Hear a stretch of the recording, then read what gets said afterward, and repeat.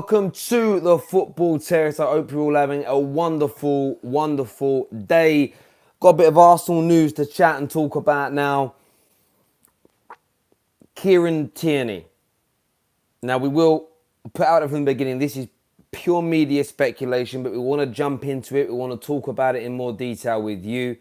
But Kieran Tierney of Arsenal appears to have taken a massive jump forward, a big step forward. Reports across the wide mainstream media is that he has landed on a flight in Heathrow Airport in London this morning with a view to complete his move to Arsenal Football Club for a fee of around £22 million. Now, this is paper talk. Nothing has been confirmed by an agent. Neither Celtic or Arsenal have confirmed any kind of chat. There haven't even been any pictures taken of the player at an Arsenal-associated building or premises. However, that doesn't mean it's not true. He's not going to fly EasyJet and go through the terminal like everybody else. He's going to fly in a private plane, be taken out for a private exit, put into a private blacked-out car, and most likely driven at this stage to a location that is undisclosed. So the likelihood of the general public and the paparazzi getting hold of pictures and being privy to this is very, very low. We will reiterate again, this is all based on reports, but I wanted to gauge the viewpoints of Arsenal fans here. A lot of talk about a lack of spending so far this summer. You look at Kieran Tierney. Most Arsenal fans I've spoken to wanted to improve the left-hand side of their defence, and we know how good Tierney is. A natural-born leader for a player so young, still in the fledgling stage of his career. Not just the potential that's great, he literally is right now as we speak an exceedingly good player. And when you speak to the Scots, when you speak to, and look, remove some Celtic fans and Rangers fans for a moment, I've been sitting there reading lots of comments and lots of commentary from Scotland supporters who maybe support rival clubs of Celtic or a little bit neutral to the debate. And they all say, quite honestly, in their opinion, he has different skill sets to that of Robertson, but he's every bit as good. And they don't really mind which of the two starts games for the national side because they're brilliant. So it's an interesting piece of business. The news that he's landed at Heathrow, I mean, not being funny, he could have flown to Heathrow and he could be on his way out to do it for like a long weekend somewhere, but he couldn't get a direct flight from Scotland, so he had to go to London first. I mean, there could be a real logical, legitimate reason as to why he's in London that doesn't involve Arsenal. Could be signing for somebody else as well. But yeah, it's out there. I think it's on the majority of newspaper websites as it stands. Ahmed here says Tierney and Bellerin fullbacks cover for the next 6 to 8 years. Look, Bellerin's going to stay. You're not linked with anybody else. Are Arsenal fans still that psyched about Hector Bellerin? Is he still that... 4 or 5 years ago, there was all this potential and this hype around him. I don't know, has he got any better? Electrifying pace. But it's not as if... Okay, if we look at it, if you look at Wan-Bissaka, Robertson, Trent, Walker... If you look at, and then maybe go back in time and look at your Ashley Youngs, your Evras, top fullbacks, improve their area of the field. Doesn't even matter if they're in a bad team, their proportion of the pitch, their defensive, in fullbacks are sort of specifically, they're part of the pitch, going forward, defensively, those areas should improve still. And with Hector Bellerin, I think the jury is still out. But with Tierney, you're buying someone who's a winner. I think he's already captained his side in his early 20s. And I think he'll be the best fullback at your club instantly. A. Shah says, good point, but the change in Bellerin under Emery was very noticeable. Just unfortunate he got injured. And look, absolutely. And I'll go back to what I said 12 months ago when Wenger left Arsenal. That if he was the real root cause of the problems on the field, all players deserved a year, 2 years under a new coach to prove themselves. Because if Wenger's the reason they're so poor, we can't hang it around their neck solely. And Bellerin, there is clearly potential there. I I think let's see what happens with the injury now. I mean, the injury could be something that really derails him. See how he comes back, see what he does with his pace.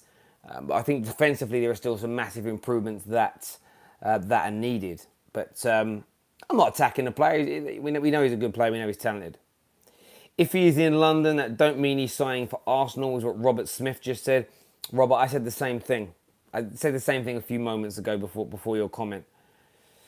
South London's finest says, I'm very happy with this signing. Good bit of business. But we need 2 centre-backs and a right-back to challenge Bellerin.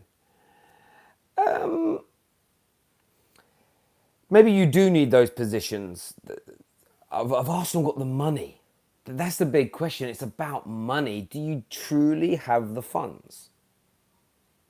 And if you don't, are you really going to bring better players to the club than what you've got? Maybe marginally better.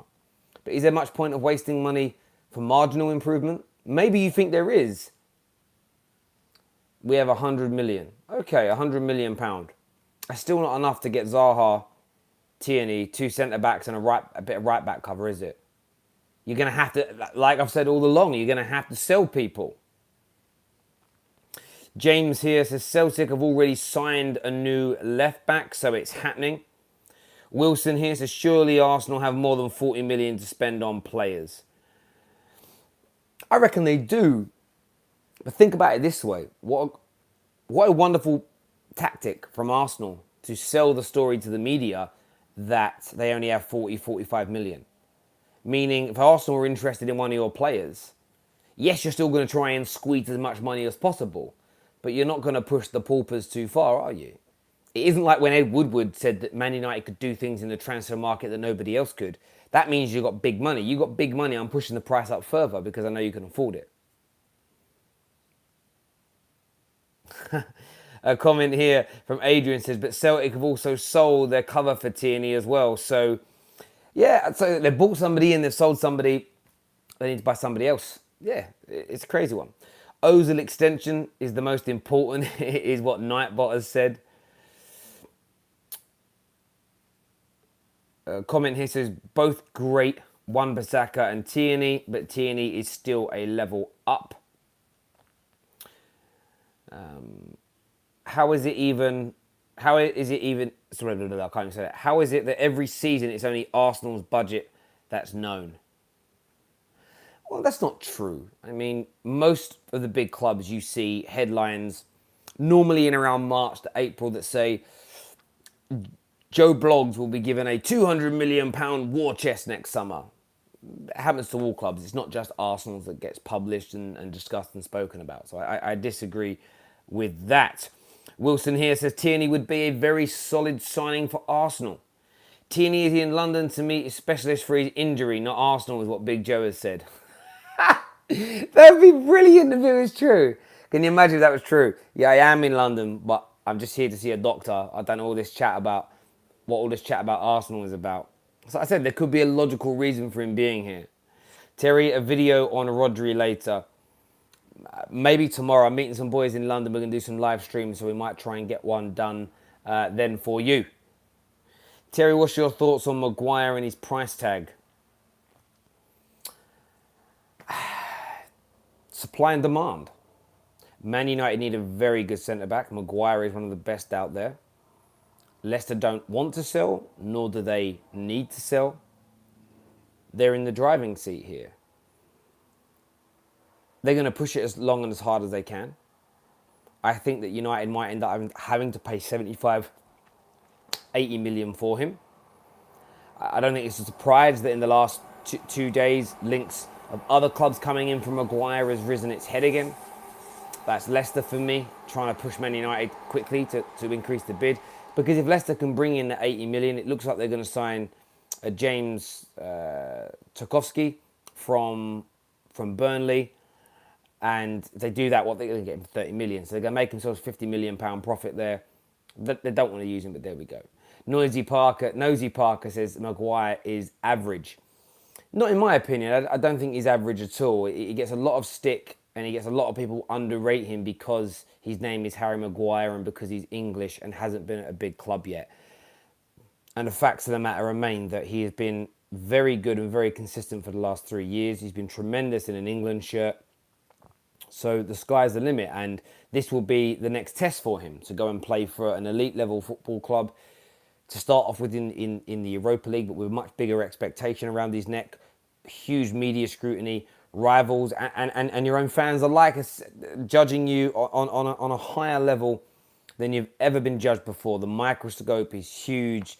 A hair out of place, a fart at the wrong time, and you're going to be criticised. So there we go.